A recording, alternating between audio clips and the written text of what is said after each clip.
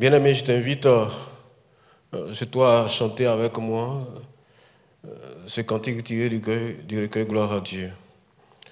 Je suis scellé pour la gloire, j'avance vers mon pays. Écoutez tous mon histoire et l'amour de Jésus-Christ. Jésus, mon ami suprême, sur moi veille il a promis. J'aime Jésus, Jésus, même comme un berger sa brebis. Oui, Seigneur, tu es mon berger. Tu es le berger de mon frère et de ma soeur qui me regardent et qui m'écoutent. Seigneur, en ce jour, nous avons besoin de toi. Nous avons besoin de la grâce qui vient de toi. Nous avons besoin de la direction qui vient de toi. Nous avons besoin de la nourriture qui vient de toi. Nous avons besoin de tout ce qui vient de toi et qui édifie notre âme, notre esprit et qui nous rapproche davantage de toi et qui nous distance davantage de ce monde. Seigneur, nous avons besoin de toi pour connaître la vérité, demeurer dans la vérité, afin que nous soyons affranchis, Seigneur, du joug de ce monde, du joug du péché et de tout ce qui peut nous éloigner de toi. Fidèle et bon berger, nous avons besoin de toi pour que tu puisses nous expliquer les profondeurs de ta parole. Par ton Esprit Saint, Seigneur, illumine notre esprit. Convainc-nous, Seigneur, de ce qui est juste, de ce qui est bon, de ce qui est saint, de ce qui vient de toi. Et ôte en nous toute mauvaise sémence et tout ce qui est œuvre de ce monde, de la chair ou de Satan. Nous prions pour proclamer au cours de cet enseignement ta gloire, ta vérité, ta grâce, ta connaissance, ton amour, au nom du Christ Jésus, le ressuscité et glorifié. Amen.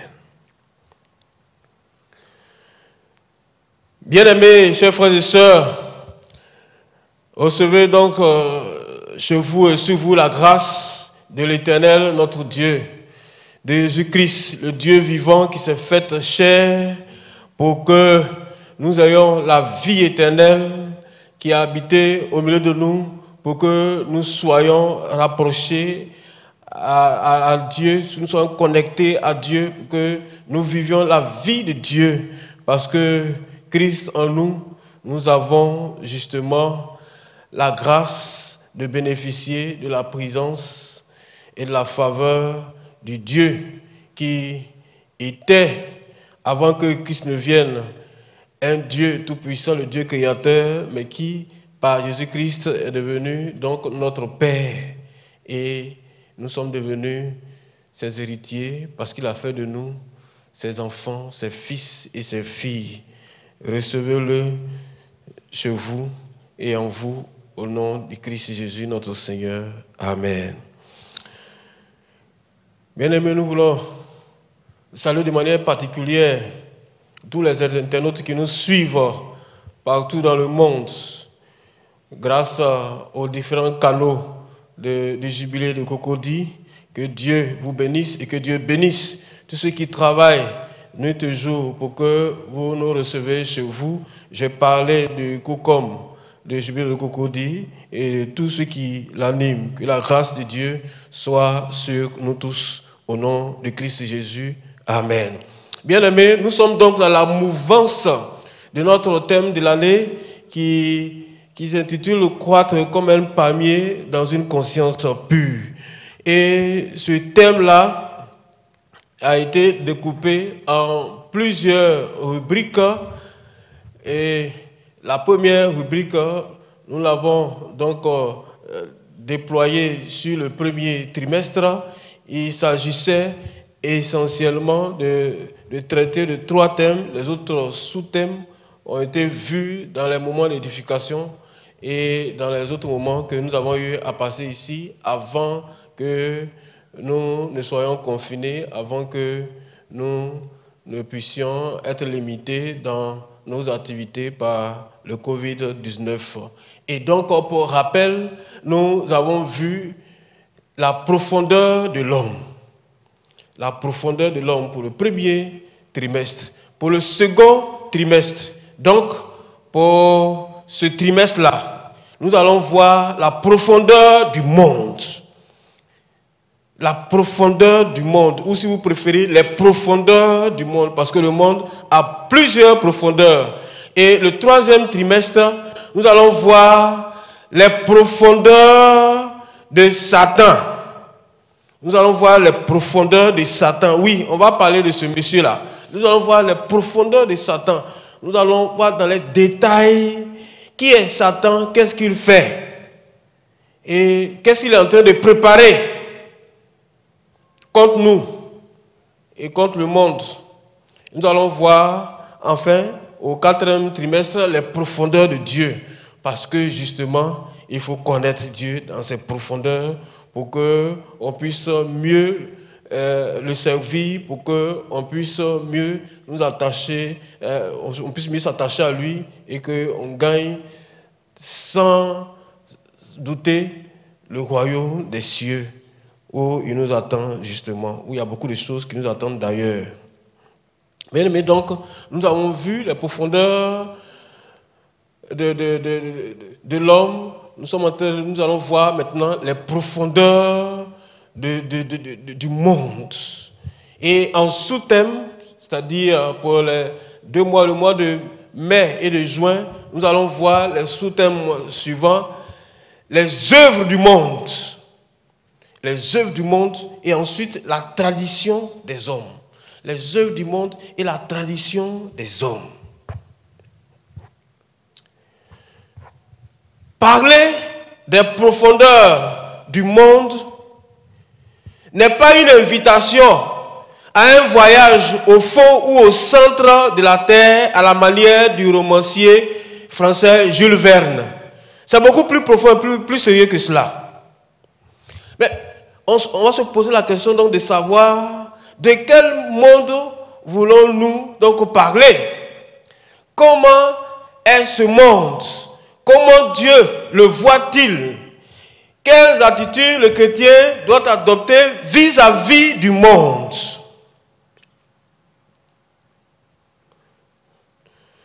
Lorsqu'on parle des profondeurs, on parle de ce qui est donc enfoui, de ce qui est au fond, de ce qui est à la limite inaccessible, parce que très loin, très distant de l'homme ou de la connaissance de l'homme.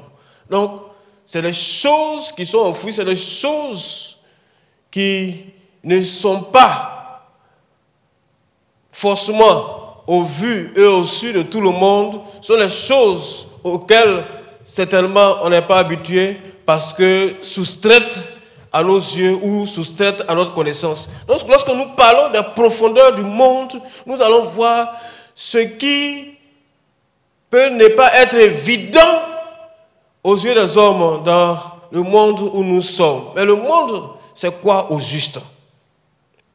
Nous allons aller directement dans la conception biblique de cette expression. Dans l'écriture, le mot monde est employé dans divers sens. D'abord, la Bible utilise l'expression grecque de cosmos pour parler du monde. Et ensuite de éon pour parler également du monde. Et donc cosmos et éon, justement dans la Bible, revêt 3 sens. Nous pouvons même ajouter un 4e sens. C'est d'abord le monde matériel, l'univers créé par Dieu. C'est le monde matériel, l'univers créé par Dieu. Nous pouvons voir cela dans Actes 17, 24, Romains 1, 20, Jean 17, 5. Et ensuite, Ce mot monde signifie également la terre avec ses habitants. La terre avec ses habitants. Le mot monde, l'expression monde ou kairos signifie également l'humanité tout entière, le genre humain. Nous voyons cela dans Jean 3, 16 à 17, car Dieu a tellement aimé le monde qu'il a donné son Fils unique afin qu'il croit en lui ne périsse pas, mais qu'il ait la vie éternelle. Cette expression monde, cette expression cosmos là, signifie le genre humain. Ensuite, le mot monde peut exprimer l'ensemble de ceux qui sont loin de Dieu, qui vivent dans le péché. La société profane, par contraste ou par opposition avec le peuple béni de Dieu. Cela signifie aussi, ça c'est très intéressant, l'état d'esprit, les aspirations, les valeurs, la façon de vivre et d'agir propre à ceux qui sont loin de Dieu. C'est-à-dire la manière de penser, le mode de pensée des gens qui ne connaissent pas Dieu ou qui vivent sans Dieu. L'expression monde aussi les caractérise ou bien les identifie. On le voit, bien aimé, l'Écriture emploie le mot monde dans des sens bien différents, mais tout tourne autour pratiquement d'une même idée. Donc nous allons reprendre. Le mot monde signifie donc l'ordre, le système, l'arrangement des affaires humaines sur la terre. Comme nous l'avons dit, la terre elle-même, parce qu'elle est le cadre où se développe ce système.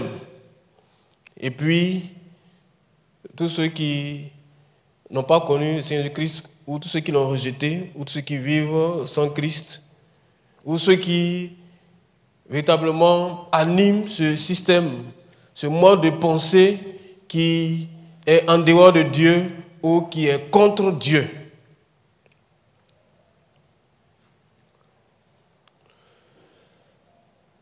Le monde et Dieu. Dieu et le monde. Le monde et Dieu, ou le système de pensée de ce monde. Si vous avez bien suivi avec nous, vous allez comprendre tout de suite que le monde est l'ensemble de tous ceux qui n'ont pas connu Dieu, l'ensemble de tous ceux qui vivent sans le Seigneur, l'ensemble de tous ceux qui ont renié Dieu, l'ensemble de ceux qui sont en opposition avec Dieu, en inimitié contre Dieu. Nous allons lire pour ce faire 2 textes qui vont nous conduire tout au long donc, de cet enseignement. Le premier texte, nous le tirons dans Jean chapitre 17, verset 16 à 26. Jean chapitre 17, verset 16 à 26. Nous lisons. Ils ne sont pas du monde. C'est Jésus-Christ qui parle et il parle justement des disciples. Dans ce qu'on a appelé la prière sacerdotale. Il dit, ils ne sont pas du monde, comme moi je ne suis pas du monde. Sanctifie-les par ta vérité, ta parole est la vérité. Comme tu m'as envoyé dans le monde, je les ai aussi envoyés dans le monde. Et je me sanctifie moi-même pour eux, afin qu'eux aussi soient sanctifiés par la vérité. Ce n'est pas pour eux seulement que je prie, mais encore pour ceux qui croiront en moi par leur parole, afin que tous soient un, comme toi, Père, tu es un en moi, et comme je suis en toi, afin que je aussi sois un en nous, pour que le monde croie que tu m'as envoyé. Je leur ai donné la gloire que tu m'as donnée, afin qu'ils soient un comme nous sommes un. Moi en eux et toi en moi, afin qu'ils soient parfaitement un et que le monde connaisse que tu m'as envoyé et que tu les as aimés comme tu m'as aimé. Verset 24. Père, je veux que là où je suis, ce que tu m'as donné soit aussi avec moi, afin qu'ils voient ma gloire, la gloire que tu m'as donnée, parce que tu m'as aimé avant la fondation du monde. Père juste, le monde ne t'a point connu, mais moi je t'ai connu. Et ceux-ci ont connu que tu m'as envoyé. Je leur ai fait connaître ton nom et je leur ferai connaître afin que l'amour dont tu m'as aimé soit en eux et que je sois en eux. Amen. Le deuxième texte est tiré de la première épître de Jean, Jean chapitre 1. La première épître de Jean, 1 Jean chapitre 2, les versets 15 à 17. 1 Jean chapitre 2, les versets 15 à 17. N'aimez point le monde, les choses qui sont dans le monde. Si quelqu'un aime le monde, l'amour du Père n'est point en lui. Car tout ce qui est dans le monde, la convoitise de la chair, la convoitise des yeux et l'orgueil de la vie ne vient point du Père, mais vient du monde. Et le monde passe, et sa convoitise aussi. Mais celui qui fait la volonté de Dieu demeure éternellement. Dis Amen avec moi. Bien-aimés, comme nous l'avons vu dans les deux textes que nous avons lus, le monde entretient un rapport conflictuel avec Dieu et Dieu entretient un rapport d'inimitié avec le monde. Le monde d'abord ne connaît pas Dieu. On l'a vu dans le verset 25 de Jean 17 que nous avons lu. Le monde ne connaît pas Dieu.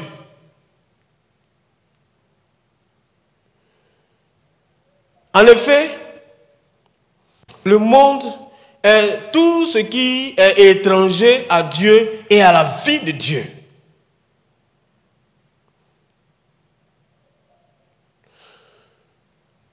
Le monde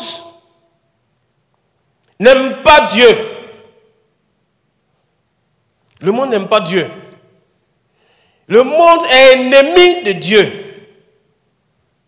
Comme l'avons le texte de Jacques chapitre 4 verset 4 le dit expressément. Le monde est ennemi de Dieu. Le monde n'aime pas Dieu. Le monde a une haine de Dieu. Tous ceux qui sont dans le monde n'aiment pas Dieu. Bien aimé, il ne faut pas se tromper.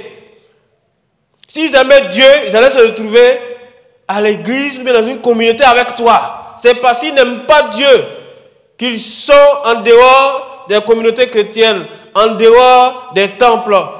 C'est parce qu'ils n'aiment pas Dieu, qu'ils ne veulent pas donner leur vie au Seigneur. Ils sont ennemis de Dieu, ou du moins, Dieu est leur ennemi.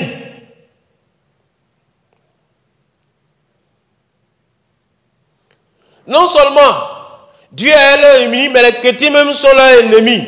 Comme nous l'avons vu au verset 14 de Jean 17. Où il est écrit ceci. Je leur ai donné la parole et le monde les a haïs parce qu'ils ne sont pas du monde comme moi je ne suis pas du monde. Le monde a haï Dieu. Le monde a de la haine pour Dieu. Le monde a de la haine pour Jésus-Christ. Le monde a de la haine pour les chrétiens. Si quelqu'un pense que le monde l'aime, il se trompe. Si quelqu'un pense que le monde est avec lui, il se trompe. Si quelqu'un veut plaire au monde, il se trompe et il va se fourvoyer. Si quelqu'un cherche à séduire le monde, il est perdu. Parce que le monde ne peut jamais aimer Dieu. Si tu vois quelqu'un qui aime Dieu, c'est qu'il est sorti du monde, c'est qu'il n'est plus de ce monde, c'est qu'il n'est plus avec le monde. C'est qu'il a compris qu'il s'était trompé. Il s'est donc repenti et il aime maintenant Dieu. il aime maintenant Christ et il aime maintenant les chrétiens.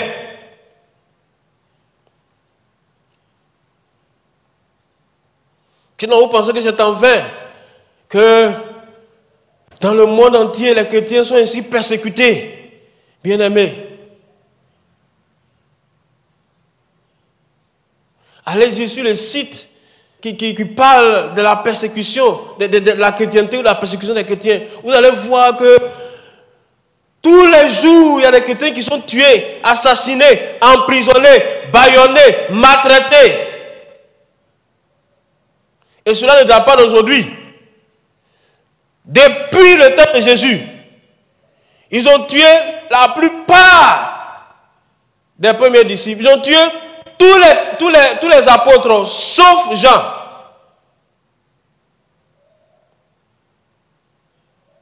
Et ça ne s'est pas limité seulement au temps de Jésus, même après. Il y a des gens comme ça, des tasses, qui ont tué les chrétiens et qui cherchaient à tuer d'autres. Heureusement que Jésus les a croisés, l'a croisé sur le chemin de Damas. Sinon, il aurait fait un génocide ou un chrétiencide.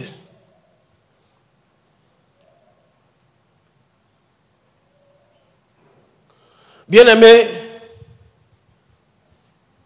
laisse-moi te dire, si tu n'as pas encore compris, si tu ne t'es pas encore rendu compte que tu es ennemi du monde, le monde ne t'aime pas. Même si le monde fait semblant de t'aimer, c'est un piège. Le monde ne t'aime pas et ne t'aimera jamais. C'est pourquoi le Seigneur Jésus-Christ a dit, prenez courage, j'ai vaincu le monde. Prenez courage, j'ai vaincu le monde, donc prenez courage. Voilà, prenez courage, j'ai vaincu le monde, n'ayez pas peur. Le Christ a dit que vous serez persécutés. Dans Matthieu 6, il dit, vous serez persécutés. On va vous haïr, vous serez traînés devant les tribunaux. Il va arriver un moment où les gens même vont vous tuer. Et ils vont croire qu'ils rendent ainsi justice à Dieu.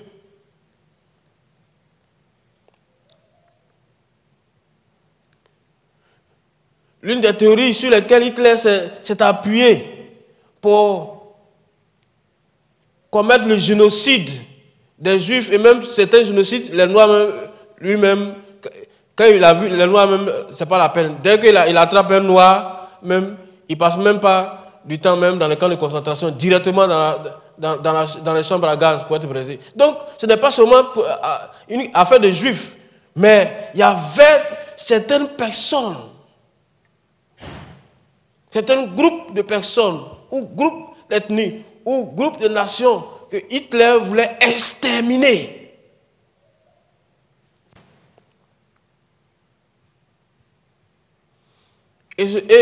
Et l'une des théories sur lesquelles il s'est basé pour commettre cette extermination, surtout des Juifs, il a dit que ce sont les Juifs qui ont tué Jésus. Donc, ces Juifs-là sont les ennemis de Jésus, les ennemis des chrétiens. Regardez-moi des inepties comme ça, des folies de ce genre. Il y a des gens donc, qui s'appuient sur certaines religions pour persécuter les chrétiens, pour les emprisonner, pour les tuer, pour les assassiner.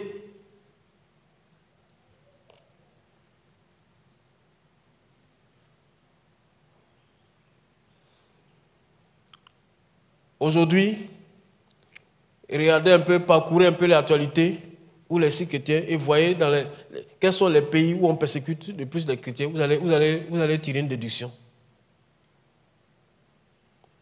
La plupart des chrétiens sont persécutés dans les pays à forte dominance de l'islam ou de l'hindouisme ou du bouddhisme.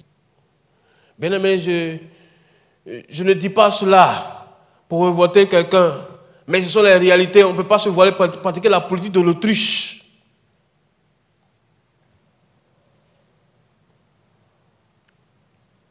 Pourquoi est-ce que Vous rencontrez, on rencontre les mosquées partout. Et pourquoi partout dans les pays, comment on appelle, d'obédience christianiste, et puis dans les pays d'obédience islamiste, pourquoi est-ce qu'il n'y a pas autant d'églises, autant de temples, autant de lieux de culte des chrétiens? Pourquoi? C'est parce que justement, dans certains pays même, ils sont allés même jusqu'à prendre des lois ou alors une constitution islamiste. C'est-à-dire que c'est l'islam qui est la base de leur constitution. Donc, si tu quittes cette religion pour aller dans une autre religion, surtout la religion qui le c'est un parjure, et tu fais la prison, ou tu es décapité, etc., etc. Je n'invente rien. Nous avons tous la possibilité d'accéder